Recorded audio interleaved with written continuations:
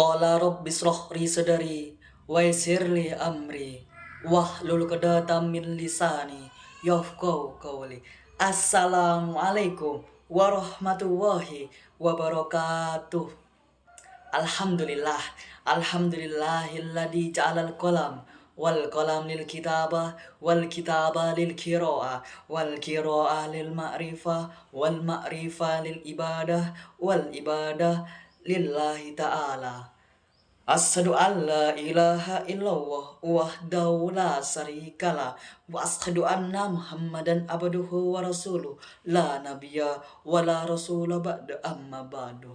Pada kesempatan yang berbahagia ini, marilah kita panjatkan puja-puji syukur kita kepada Allah Subhanahu wa taala yang mana kita semuanya bisa dipertemukan kembali di sini dengan sehat walafiat. Salawat serta salam senantiasa tercurahkan kepada baginda kita Nabi Muhammad sallallahu alaihi wasallam. Innad dina indallahil Islam. Jadi di sini saya akan menjelaskan suatu kutipan yang mana saya dalam 7 menit ke depannya akan menjelaskan tentang bahaya meremehkan dosa. Jadi saya mengambil dari sumber yaitu buku sebuah karya yaitu Fahru Muiz dan Muhammad Suwadi, yang mana saya akan menjelaskan dalam 7 menit ke depannya. Jadi teman-teman yang saya banggakan, yang saya cintai, Islam mengajarkan kepada kita untuk menjalankan apa yang diperintahkan dan menjauhi segala yang dilarangnya.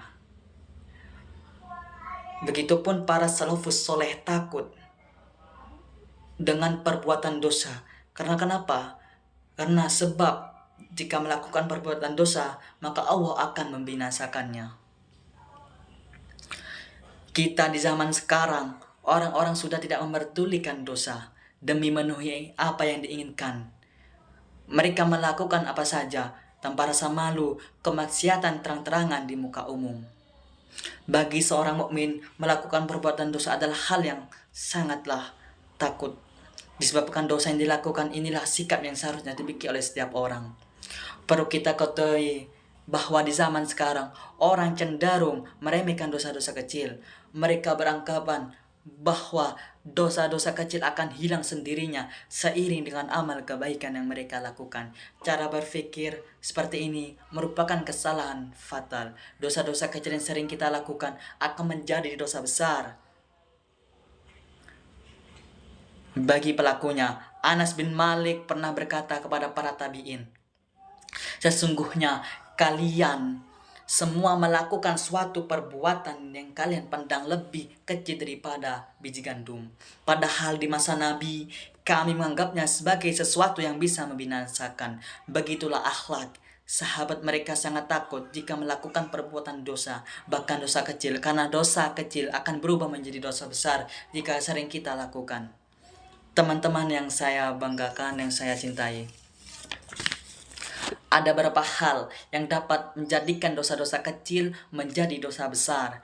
Di antaranya adalah sebagai berikut. Yang pertama, meremehkan dosa. Rasulullah Shallallahu Alaihi Wasallam mengingatkan kita dalam sebuah hadis yang artinya, berhati-hatilah kalian terhadap dosa kecil, sebab jika ia berkumpul dalam diri seorang akan dapat membinasakan.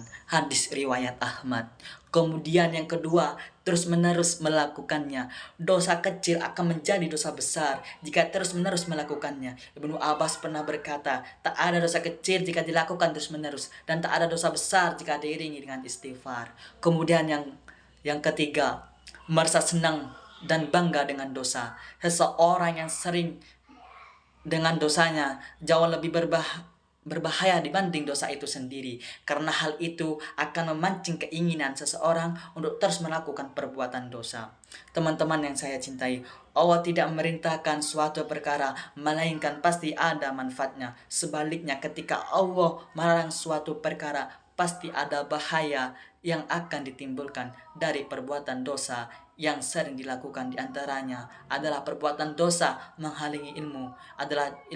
Ilmu adalah cahaya, dan cahaya ilmu tidak akan menerangi orang-orang yang bermaksiat.